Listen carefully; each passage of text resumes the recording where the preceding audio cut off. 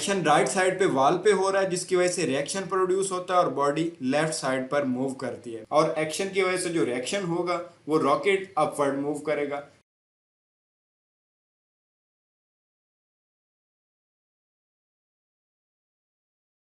आज की इस वीडियो में हम स्टार्ट करने जा रहे हैं Newton third law of motion. इससे पहले हमने Newton first law of motion को स्टडी किया, फिर Newton second law of motion को स्टडी किया। Newton first law of motion में हमने ये देखा कि अगर कोई भी बॉडी रेस्ट में है या यूनिफॉर्म स्पीड से स्ट्रेट लाइन में मूव कर रही है तो न्यूटन का फर्स्ट लॉ जो है उन बॉडीज को स्टडी करेगा।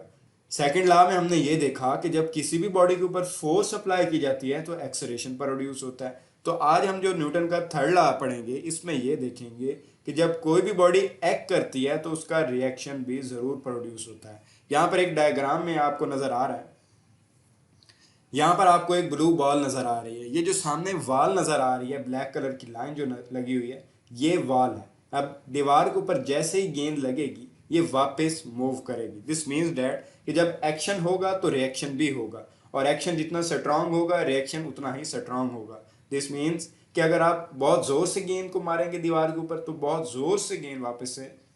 Newton third law of motion को स्टार्ट करने से पहले हम इस वीडियो में देखते हैं कि एक बॉल है जो वॉल के साथ स्ट्राइक करेगी। जितनी फोर्स के साथ आप इंसिडेंट करेंगे वॉल के ऊपर इसे स्ट्राइक करवाएंगे, वैसे ही रिएक्शन के तौर पर बहुत फास्टली मूव करते हुए ये बॉल वापस मूव करेगी। तो पहले इसे देखते हैं कि एक्शन और रिएक्शन हो किस तरह से रहा है।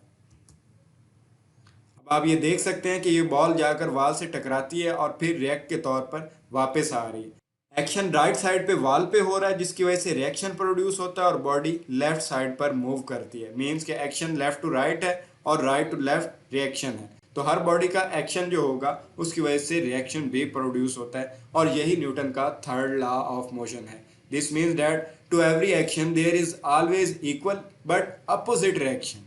दिस मीन्स डैट जो भी एक्शन होगा उसका रिएक्शन अपोजिट डायरेक्शन में होगा। इसी तरह अगर इसे और डिटेल में देखा जाए, action and reaction are always equal in magnitude but in opposite reaction.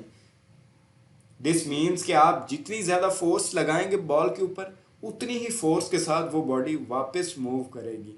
Action जितना स्ट्रांग होगा रिएक्शन उतना ही स्ट्रांग होगा। तो ये न्यूटन का थर्ड लॉ ऑफ मोशन है। कुछ और एग्जांपल्स भी हैं रॉकेट की, जैसे कि अब रॉकेट के अंदर जो गैसेज होती हैं, जो फ्यूल होता है वो बर्न होता है। बर्न होने की वजह से वो जो फ्यूल उसके अंदर बर्न होगा वो एक्शन प्रोड्यूस कर रहा है डाउनवर्ड, और एक्शन की वजह से जो रिएक्शन होगा वो रॉकेट अपवर्ड मूव करेगा। तो रॉकेट का जो एक्शन है वो डाउनवर्ड होगा।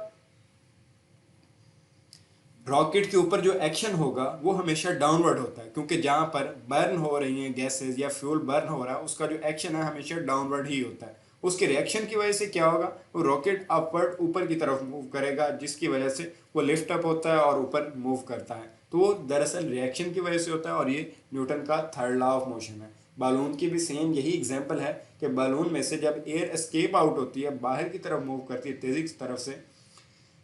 तेजी से, तो वो एक्शन कर रही होती है। जो एयर आउटवर्ड मूव कर रही है वो एक्शन है, और रिएक्शन में बलून मूव कर रहा है टुवर्ड राइट साइड पर, और उसकी रैंडमली मोशन होती है। जितनी तेजी से एयर उसमें से निकलेगी उतनी ही तेजी से वो मूव करेगा। तो ये थी कुछ एग्जांपल्स जो कि एक्शन और रिएक्शन को बताती हैं।